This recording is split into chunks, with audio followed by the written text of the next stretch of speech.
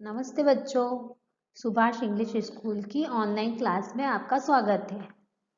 हम आज पाठ 3 का अध्ययन करेंगे। पाठ का नाम है किरमिच की गेंद।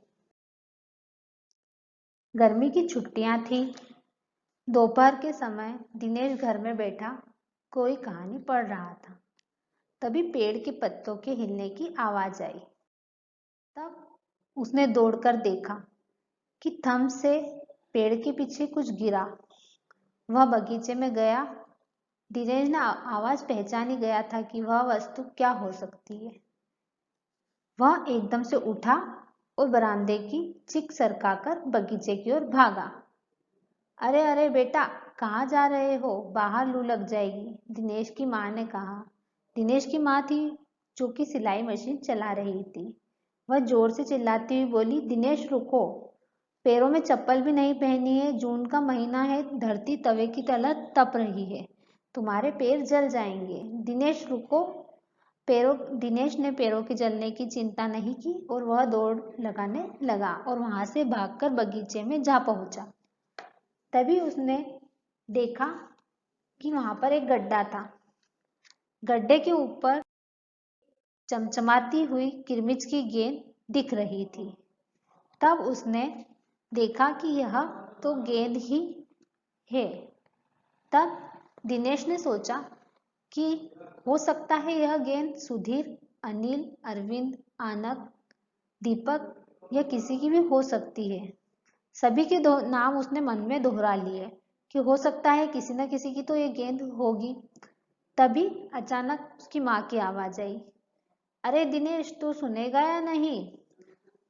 तब दिनेश सुनने लगा। अपने घरों में सो रहे सभी बच्चे अपने घरों में सो रहे हैं और तू ही यहाँ पर घूम रहा है, तेरे पैर जल जाएंगे। फिर दिनेश जो था वो मन ही मन सोच रहा था कि हो ना हो यह गेंद मोहल्ले में से ही किसी की होगी। वह मन ही मन सोचता रहा। उसने सोचा कि अपनी ईमानदारी से मुझे सभी से पूछ लेना चाहिए। यदि मैं सभी से नहीं पूछूंगा तो यह मेरी बेईमानी होगी। उसे पता था कि शाम को सारे बच्चे इकट्ठा होते हैं। मैंने सोचा कि मैं सभी बच्चों के इकट्ठा होने पर शाम को सभी से पूछ लूंगा। दिनेश ने पूछा, यह गेंद किसकी है? तब वहां बैठे दीपक, आनंद, सुधीर, अनिल और दिनेश बारी बारी से कहने लगे कि यह गेंद हमारी है। तब दिनेश ने कहा कि तुम मुझे निशानी बता दो और अपनी गेंद ले लो। तब दीपक बोला कि 5 महीने पहले मेरी गेंद गुम गई थी, यही मेरी गेंद है। तब दिनेश ने सोचा कि तुम निशानी बताओ। तब वह सोचने लगा तो दिनेश ने सोचा कि हो सकता है यह गेंद इसकी नहीं होगी, तभी तो यह सोच रहा है। तब सुनील बोला कि यह गेंद मेरी है, मेरी गेंद 3 महीने पहले गुम हो गई थी। तब दिनेश ने कहा कि तुम निशानी बता दो। तब वह फिर सोचने लगा। उसने सोचा कि ये तो सोच विचार कर मुझे बता रहे हैं, हो सकता है यह गेंद इनकी नहीं होगी। अब सुनील, दीपक और सुधीर जो थे, तीनों एक गुट मजबूत कर कर हो गए। उन्होंने कहा कि यह गेंद तो दीपक की ही है, हमारी यह गेंद नहीं है। तब दिनेश मन ही मन फिर सोचने लगा कि यह ग्रुप बनाकर अब एकजुट होकर मुझसे यह गेंद हटियाना चाहते हैं, इनकी यह गेंद नहीं है। तब उसने दीपक से पूछा कि तुम मुझे निशानी बता दो कि यह गेंद पर क्या निशानी है कि यह तुम्हारी ही गेंद है। तब दिनेश बोला, अब मैं क्या करूं? वह जो थे सुनील, दीपक और सुधीर अपने गुट को मजबूत करते ही जा रहे थे, पर दिनेश जो था वह मन ही मन सोच रहा था, अब मैं क्या करूं, यह गेंद किसकी है, मुझे समझ में नहीं आ रहा है। वो सभी आपस में इकट्ठा होकर झगड़ा कर रहे थे। उसने सोचा कि अब मुझे ही कुछ न कुछ करना होगा।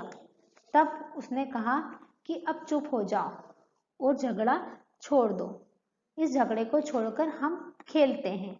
चलो बल्ला ले आओ, पहले हम खेल लेते हैं। 5 मिनट के भीतर ही खेल आरंभ हो गया। सभी अपनी अपनी बारी से खेल रहे थे।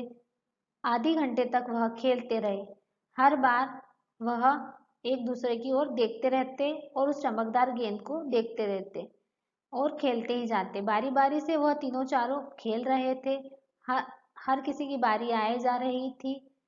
तभी एक बार खेलते हुए वह चमचमाती गेंद उछलकर दरवाजे के पास चली गई।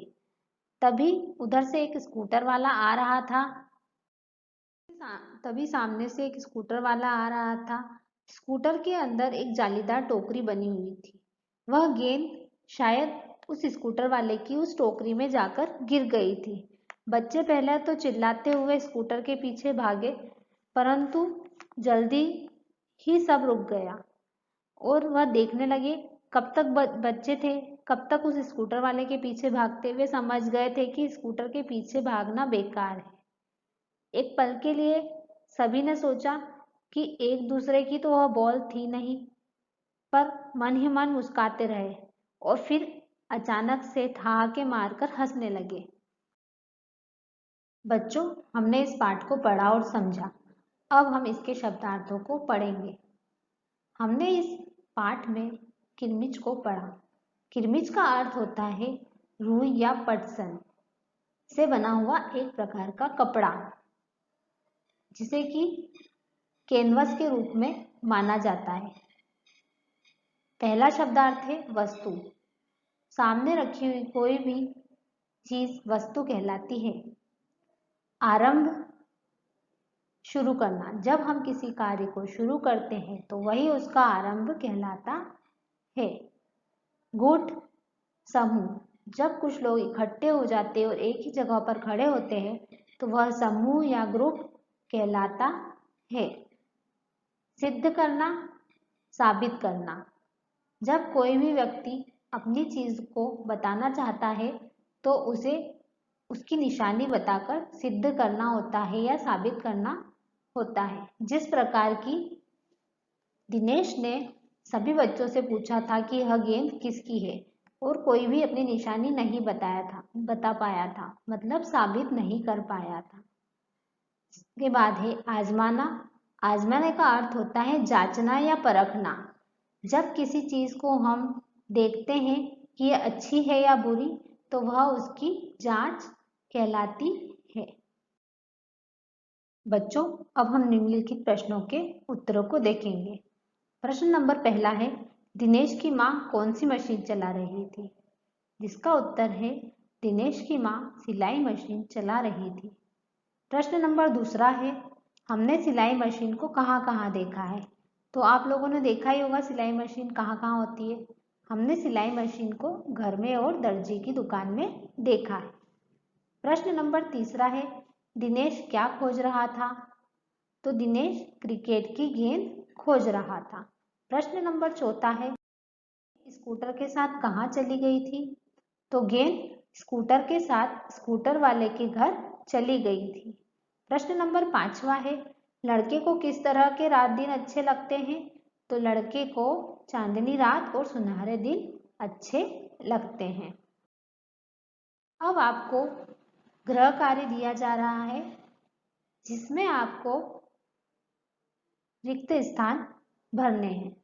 पहला है गेंद का रंग, रिक्त स्थान था, नीला था या चमचमाता था? दूसरा है दिनेश ने रिक्त स्थान गिरने की आवाज सुनी। फल या गेंद? आपको इसका आंसर इसमें लिखना है। इसके बाद है पेड़ की लकड़ी से रिक्त स्थान बनाया जाता है। फर्नीचर या कपड़ा? दोनों में से जो भी सही उत्तर हो आपको इस रिक्त स्थान में भरना है। बच्चों, आज हमने इस पाठ को पढ़ा और समझा, इसके शब्दार्थों को पढ़ा, प्रश्न उत्तरों को पढ़ा। अब आपको इस पाठ से संबंधित जो भी परेशानी या कठिनाइयाँ आ रही है आप उन्हें कमेंट बॉक्स में लिखकर भेज सकते हैं। धन्यवाद।